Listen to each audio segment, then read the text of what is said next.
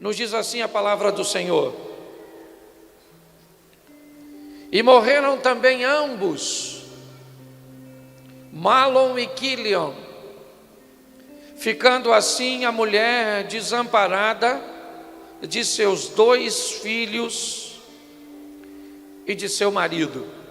Olhe para mim aqui, porque talvez essa seja uma palavra extremamente atualizada.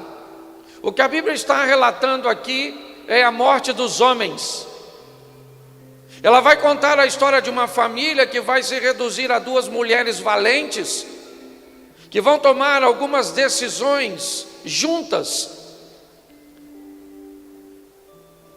É importante nós observarmos qual é a mensagem deste contexto, para que possamos aplicar na nossa vida. Ao olharmos essa mensagem mais de perto, talvez vai ficar um pouco mais claro que decisões nós precisamos tomar para levarmos a nossa vida para o próximo nível. E o texto começa falando da morte dos homens. Que homens morreram? Todos os homens daquela família. Elimeleque, o chefe de família, morre primeiro, logo depois seus 2 filhos acabam morrendo. O que vai sobrar nessa história são 3 mulheres. Mas a primeira mensagem, ela fala da morte do mundo masculino, da masculinidade. Eu sei que para muitas mulheres hoje tem sido um grande desafio lidar com os homens pós-modernos, porque ao longo do tempo a masculinidade desses homens foram se perdendo. Eles foram inevitavelmente se enfraquecendo, perdendo a voz ativa, a postura. E muitas mulheres olham para seus esposos, e por mais que a senhora queira ser despachada, ser alguém autossuficiente, está na essência da mulher. E por favor, eu não sou machista. Quando ela pega um companheiro para ela espera que ele também seja um protetor, um provedor, um procriador, um cabra macho. E hoje muitas mulheres olham para seu esposo e parece que os homens morreram. Não morreram fisicamente, mas morreram emocionalmente. Quem aqui é solteira, levante a mão. Ai, solteira, você sabe o que eu estou falando. Arrumar um homem hoje é quase como ganhar na loteria. Certo? Achar um homem. Ah, pastor, qual é o primeiro requisito para eu casar com um homem? Achar um. Se a senhora achar um, não sai de perto não, senão quando voltar está ocupado. Pode notar, muitos homens se enfraqueceram em seus posicionamentos, em suas posturas. Eu não estou falando de machismo não, estou falando de companheirismo. O texto começa narrando isso. Mulheres estão ficando sozinhas.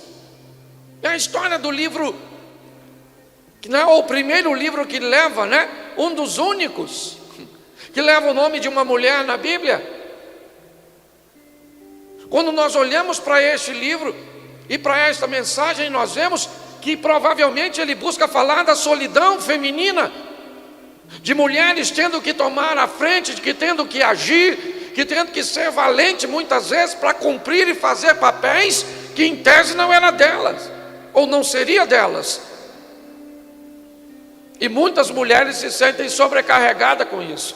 No começo pode até parecer legal, a senhora toma a frente de tudo, paga a conta, resolve todas as coisas, tem um dinamismo para resolver tudo, e isso traz um empoderamento sensacional, mas traz junto com esse empoderamento um cansaço, uma fadiga, uma sensação que esse tipo de atividade está mais para revezamento do que propriamente para assumir uma liderança de forma permanente.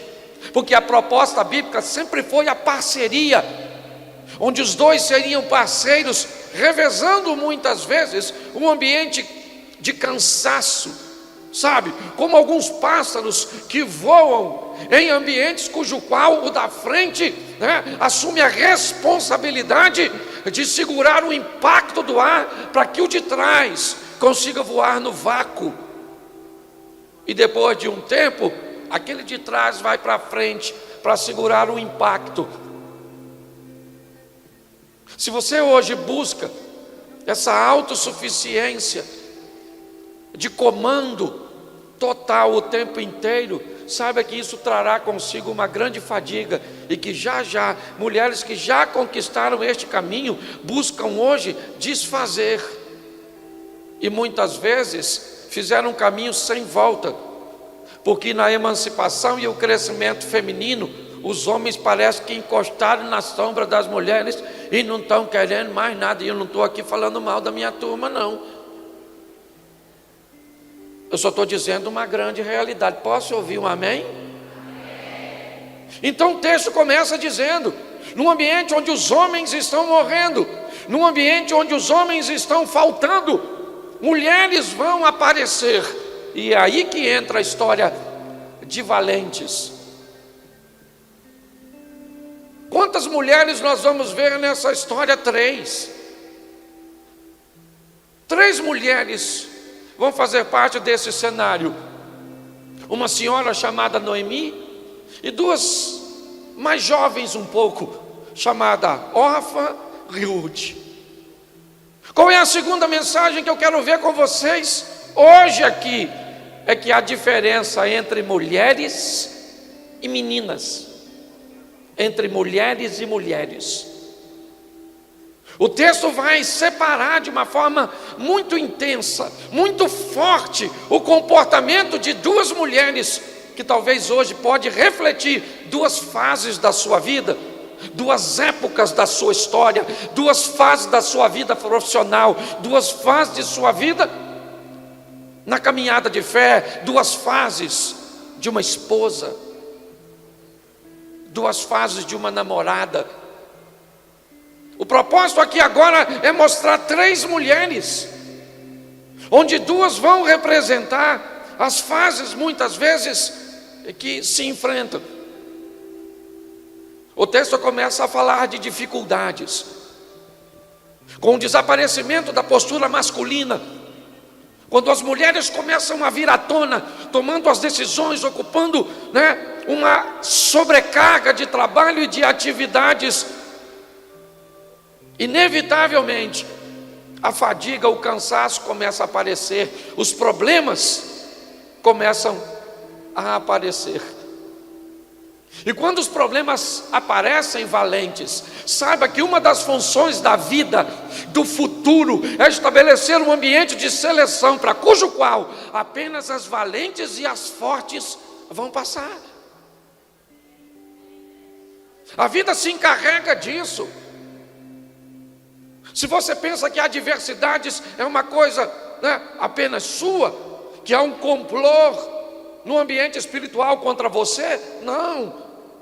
O que a Bíblia está dizendo é que quando a sobrecarga vem, quando as atividades vêm, inevitavelmente ela traz consigo suas demandas, seus problemas, e é isso que nós vamos ver, a diferença entre mulheres com M maiúsculo e mulheres com M minúsculos, como meninas. Porque diante das mesmas adversidades, algumas se comportam como mulheres de Deus, como mulheres fortes, dinâmicas, que irão encarar e vencer os problemas, enquanto outras irão se comportar como meninas, não conseguindo sobreviver a nada, criando um ambiente de competitividade onde deveria ser de parceria. Porque nada pior, se já é ruim ter um menino num relacionamento, como talvez seja o seu namorado ou o seu marido, pior ainda é ter 2 meninos juntos, um menino e uma menina, os 2 com comportamentos infantis.